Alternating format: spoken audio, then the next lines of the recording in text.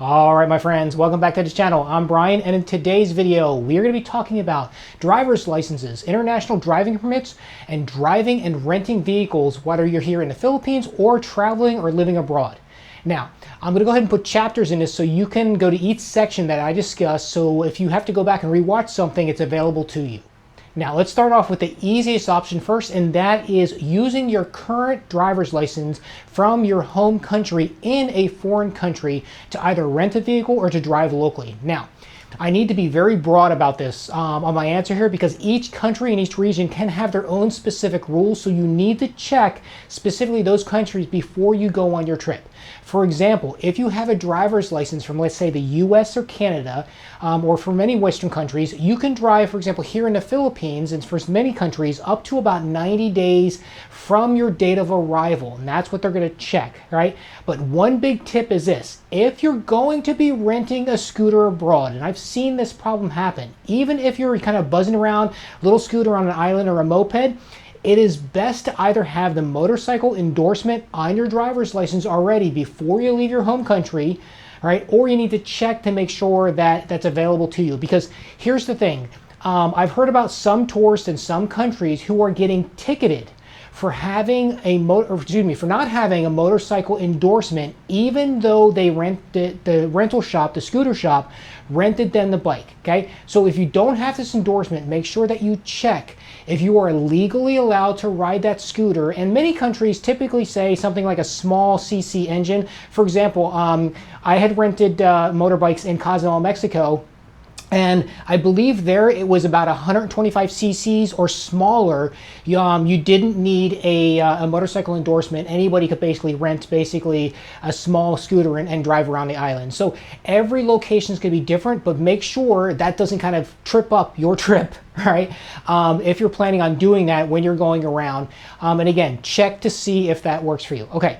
Now, the next option, right, I want to get into, and this is something that I specifically did, is getting your international driver's permit. That's what it's called. It's an IDP.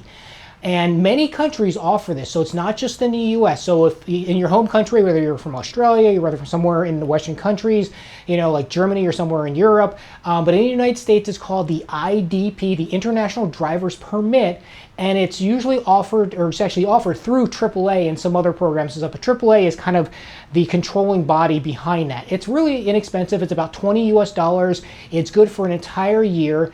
And what's really nice, and this is my old one I've got right here.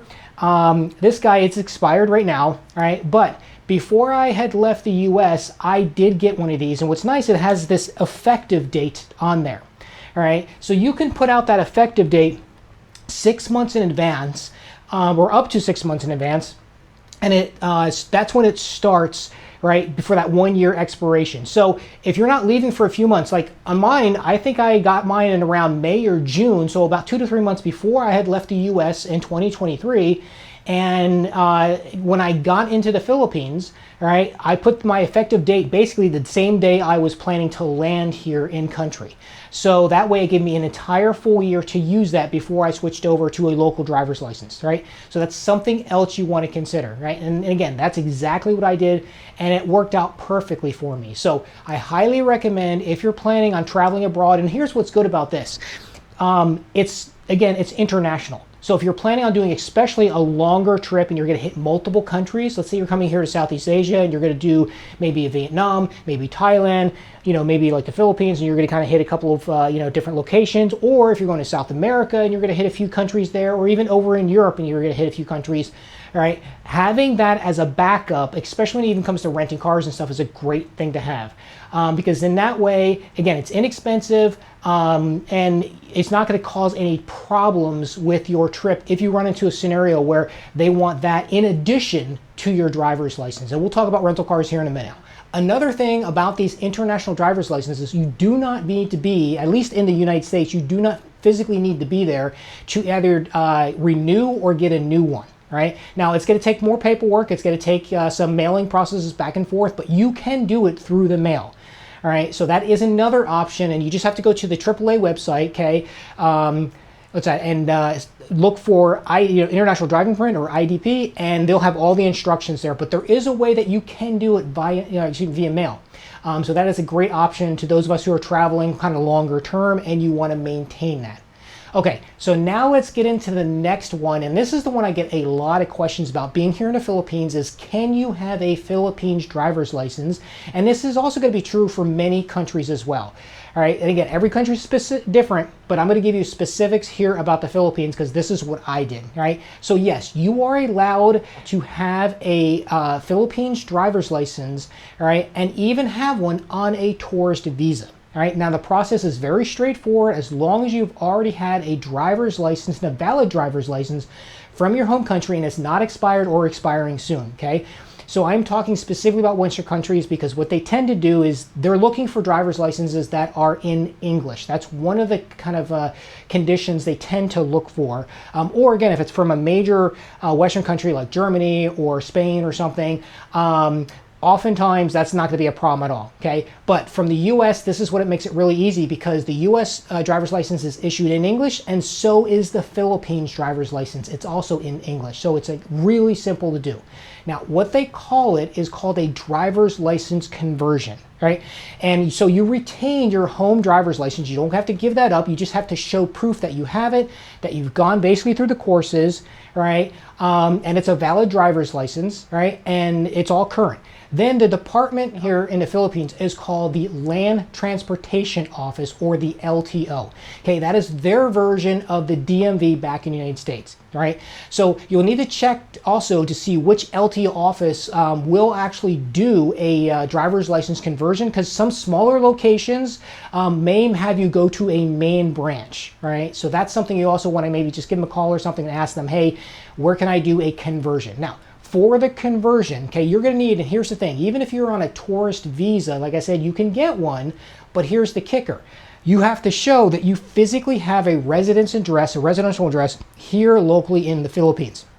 You have to show proof of that, which means you're going to have to show a lease, right? And showing them that you are physically renting a property here, or maybe if you purchased a property, okay?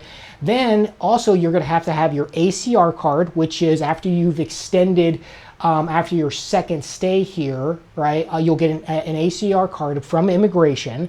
And also, you're going to need, obviously, your home driver's license, right, as I mentioned before, that is not expired or anything. And they probably also want to take a look at your passport as well to make sure the passport stamp is valid and you're within a certain timeline. So those are really the documentations that you're going to need. Now, one other item here that I mentioned before about getting endorsements, make sure when you are getting your driver's license, right, here in the Philippines, if that's something you're due, make sure that the endorsements carry over, right? And that's one thing I made sure I asked them and say, hey, I had a motorcycle endorsement on my US license, which meant I went and took all the motorcycle classes and got approved for that, got that endorsement stamp on my home license in the United States.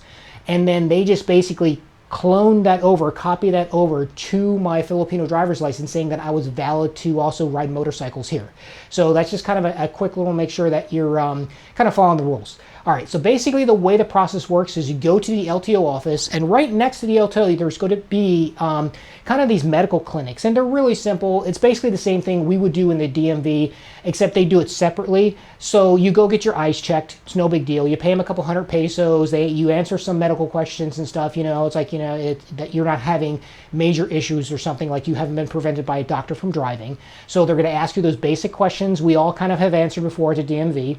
Once you get that, you'll get a little stamped piece of paper, and then you'll take that over to the LTO office, right, the Land Transportation Office, and in the Philippines, and you'll submit that and show them again all your paperwork. They'll give you a driver's license form to fill out, so you fill out all your document, fill out all your information in there, local address, phone number, all that stuff. All right, then again, you'll and it's a process. You'll go to one window, then another window, you'll pay your fees, and then typically it could take a couple of hours to get this done, depends on how busy they are. And what happened for me is I wound up actually receiving a temporary driver's license, just a piece of paper, all right, that said, here's your driver's license, and my real driver's license showed up at my condo that I was renting about 8 to 12 weeks later, right, in the mail. So that came to me there. So that's the process here in the Philippines for getting an getting a local driver's license, right? And I still retain my driver's license back from my home country. So that's another great option. And many countries out there, will offer something like this, especially if you're going to be a retiree or something and you're kind of moving, you're in that transition phase, moving from one country to another. They're going to offer some service where you can get a local ID, especially a driver's license, so you can actually have transportation. So definitely check into that, whatever country you're going to. All right. Now, let's get into another part, which is renting cars or SUVs internationally, which again is going to be very common across many countries.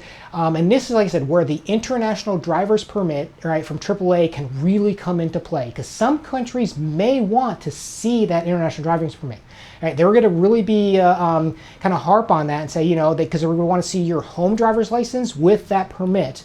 And I know it's not you're not taking any extra any courses or anything. All it does, that international driving permit, is what it does is basically just puts your driver's license information into different foreign languages, and you get stamped off to say which endorsements you have. That's the way it works, right? So, if you look at your driver's license, it'll have a certain class and it'll have some endorsements. Well, that's all they're doing, is just stamping it off and basically saying in different languages you're authorized. That's really what the international driving permit does, is just do the language conversion. It's $20, and personally, I think it's really worth it. All right. So if you're renting a car, a couple other things, just like you would rent a car back in the US or any other place, take pictures, right, of the vehicle before you leave the lot. Point out any, discrepancy, any flaw, right? So what I like to do is also stand back and make sure I kind of get, like, especially if I have an agent out there showing me the car, I'll stand back and get a wide picture, so I get the agent in the picture with the car.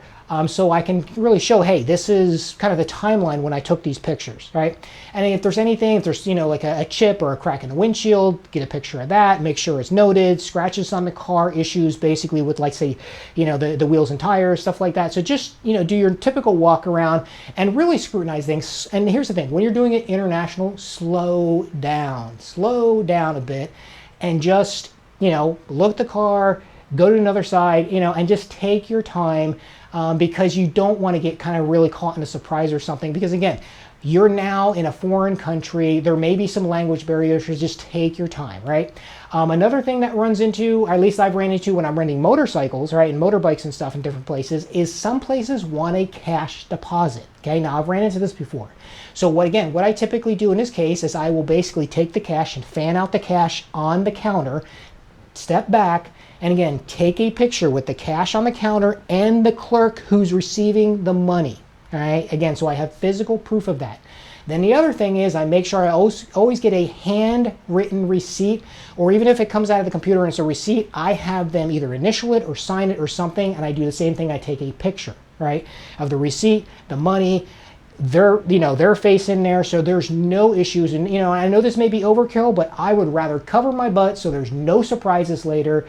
That way when I return, the bike, or if it's a vehicle or something, there's no like, oh, we saw this, and you're like, no, I have physical, proof. Here's my pictures and stuff, and look, this is the clerk who took it. So that's something I always tend to do, just again, to kind of cover my butt. So there you go, my friends. There's some notes about international driver's license, those international driving permits and stuff. And again, it's pretty simple here in the Philippines, right, to do this driver's license conversion. Plan to spend a day, right? Don't rush yourself thinking you're going to get this done in an hour or two. Again, it's like going to the DMV. You're going to get a number, you're going to sit, you're going to wait, and go from window to window. It's just the way it's going to be. But I hope this kind of gives you a little bit of peace of mind when you're out there traveling internationally and you're thinking about, what do I do when I'm going to different places? Especially if you're going to move to some place like here in the Philippines and you're thinking about, hey, I'm going to want to, spend 6 months there and travel around. What can I do? These are some options for you. That international driving permit can really kind of save your butt, because it allows you to go over that 90 days. That you can use your home country. All right, so that's something if you're going to do longer trips, and then if you're going to stay longer and you're actually going to set up kind of a home base, rent something or something like that, then you want to look at getting a local ID. All right, so let's go ahead and chat about this in the comments section. Thank you so much for watching, and I'll see you in the next video, my friends. Take care. Cheers.